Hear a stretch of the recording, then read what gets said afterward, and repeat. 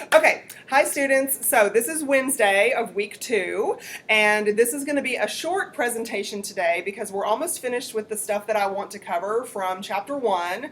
And you might notice that I'm not in front of the dry erase board in our classroom, but instead I've posted some maps here, and I know that there's a glare for the video. I've been trying to figure out how to not get the glare. So I'm going to post pictures of these since through the video you're probably not going to be able to see very clearly. I'll post pictures of each of these in this week's folder, so when I'm pointing to stuff in the video, you can have the picture open and see what I'm talking about. But there's a section in chapter 1 that talks about the usefulness of maps for a cultural geographer. And so probably all of you use your GPS on your cell phones, probably. Yeah. I mean, I use it all the time. I don't even go to the app. I just hit the button and say, Siri, how do I get to blah blah place, right? So in the Mr. Help video that we watched as I guess Friday's meeting last week, location is one of those parts of Mr. Help, right? And location has relative location and absolute location, which includes latitude and longitude. Right? So that should be in your notes already from the Mr. Help video from last week. And we're going to be talking about that just a little bit today, about absolute location, but also about how geographers use maps. GPS, geographic positioning systems, is part of geography, and we use satellites to convey that information and to send out your exact location from your cell phone. At least I've got an iPhone and I can look at my little blue dot of where I am on the map. And so there is a chip in your cell phone that communicates to that satellite and knows your exact location. And now emergency responders can use that to be able to know your exact location. If you have cell phone coverage, God forbid you have a wreck or something and you have cell phone coverage and you're like, I don't know, I'm on the highway someplace. I know I'm on this highway, but I have no idea. We kind of zone out sometimes and don't exactly know where we are and driving. Scary thought, but we do. And so that GPS, when it's on, it can be really beneficial to us, right? And so geography, cultural geography and physical geography both are very helpful for a lot of applications, a lot of video games too. Do y'all do, I don't even know if it's still popular anymore, but do y'all do Pokemon Go? Is it still popular anymore? Yeah, I don't even know if it is, but if for anybody who did that, that is all based on geography, cultural geography and placement of wherever Pikachu spawned. There's an absolute location for that, and you can go and capture Pikachu. Oh yes, you should look into this, Melissa, yes. Anyway, I have a student from years ago who actually got a Pikachu tattoo. Right, and I'm like, okay, you're 18 and you're going to be 88 one day with a Pikachu tattoo. But anyway, tangent that we don't need to go on. Lots of your video games that you do play, there's a video game I just saw an advertisement for, Forge of Empires, if anybody plays that, or even Minecraft, or whatever. I can't think of some of the other Fortnite, is one of them that uses a lot of GPS technology too. It uses maps. And anytime you build a city of your own, you avoid swampland and you go to the hillside or you go by the river or whatever, you make these decisions in these video games that you're playing, you are technically using your mental maps and your requisite, meaning pre-existing geography knowledge to choose where you build these empires, where you build these virtual worlds when you're in your video games. Okay, so this lecture, however, is more about the way that maps can have a bias in them. It is very helpful to geography to use maps. You'll see in your chapter 1 that we can use maps to outline all kinds of things. Demographics is something that we're going to study next week. Demographics means where do people congregate in a city or on a landscape? Is there a certain part of town where this ethnicity gathers and builds a community? Is there another part of town where this ethnicity gathers and builds a community? That kind of thing. You can show those ethnic divisions on a map. You can show religious philosophies on a map, political ideologies where people are spread out all over, the town or the state or the nation or the world.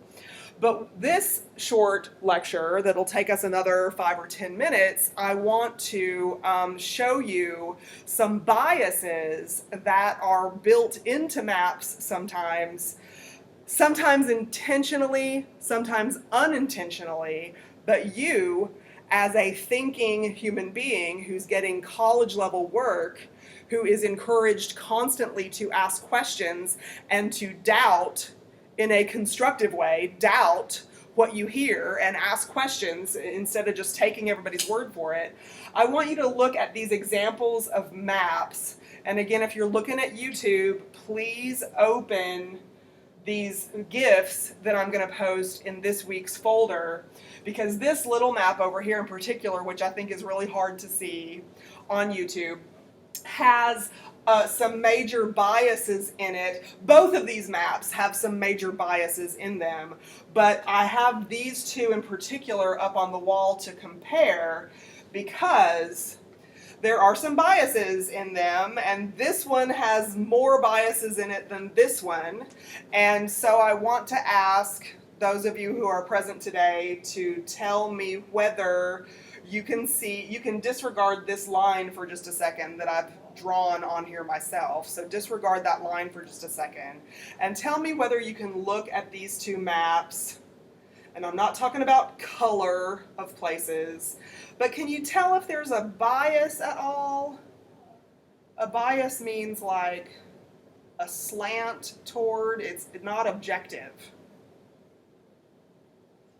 I don't know, but I noticed that this one's centered on the United States. Okay, so even both to the point people. It breaks up other. Okay, good. So I'm not. I know that my microphone did not pick it up, so let me repeat what students just told me in the room. So these are both maps of the world, but students pointed out to me just now that here's the United States, smack dab in the center. Y'all know what smack dab means?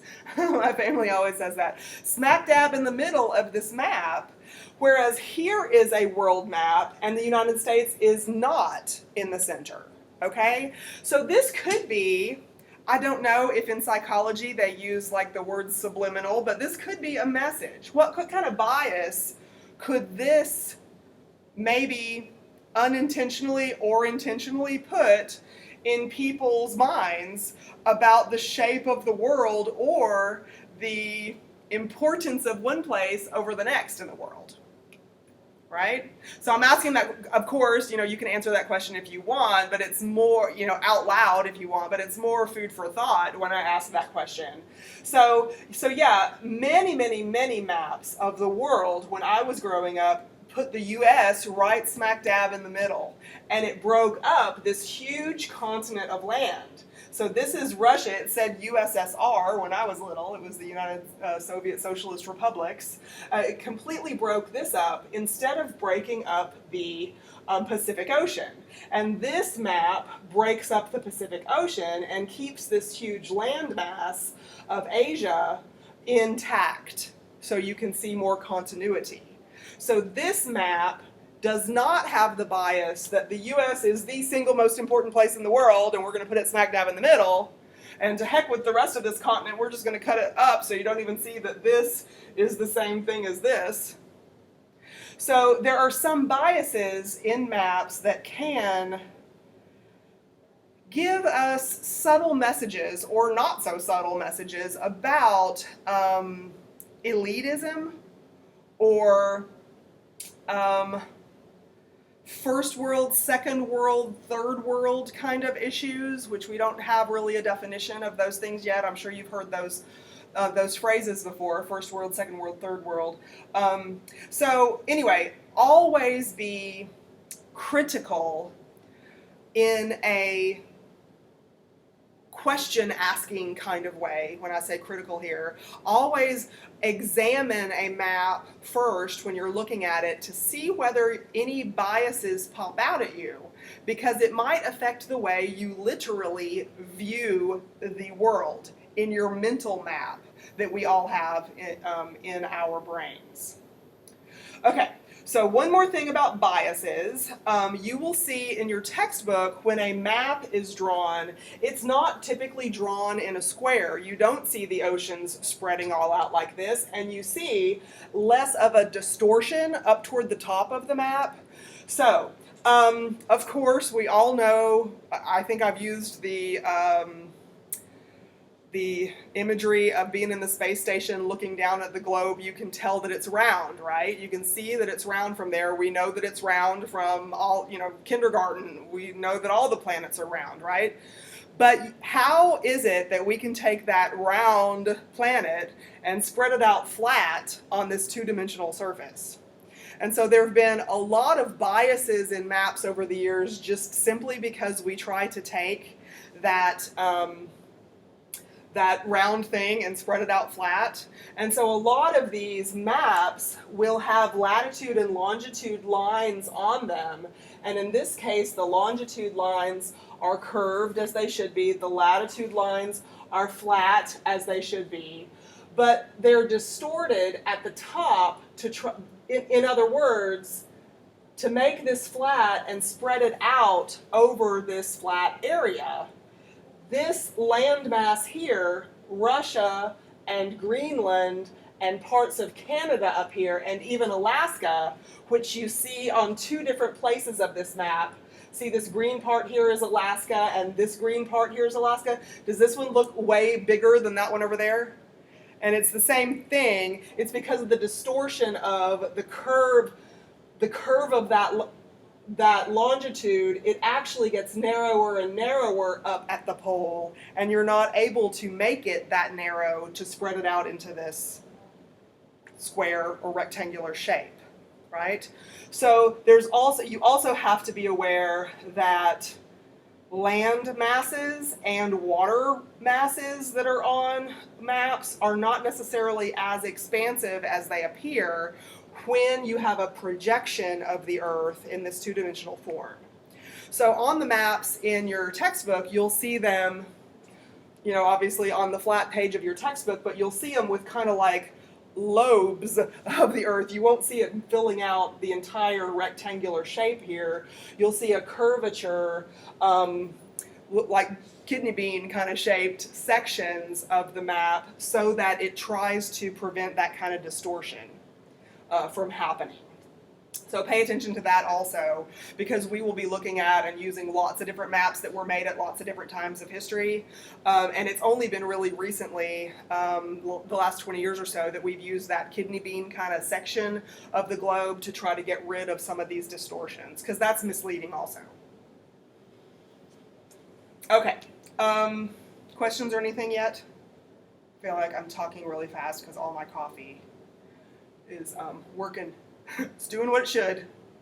Okay, so one more bias that I want to talk about really quick, and that is, now I want you to absolutely look at this line that I have drawn on this map.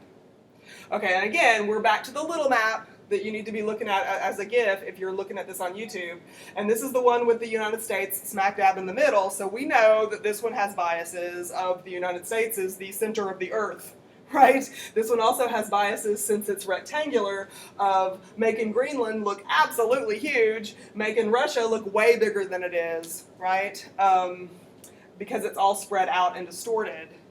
But this line, anybody want to guess? Maybe if you know your geography already and you see that it's going through the top of South America and pretty much the center of Africa, does anybody know what this line is called? It's the equator. Thank you very much. It is the 0 degrees of latitude, right? So when we're talking about absolute location, it's the 0, and then we count up incrementally toward the pole at 90, and down incrementally toward the pole to 90. Okay, with our latitude. So the 0 line is right there. Okay, so that is where the equator is pictured on this map. Is there a misleading bias with that?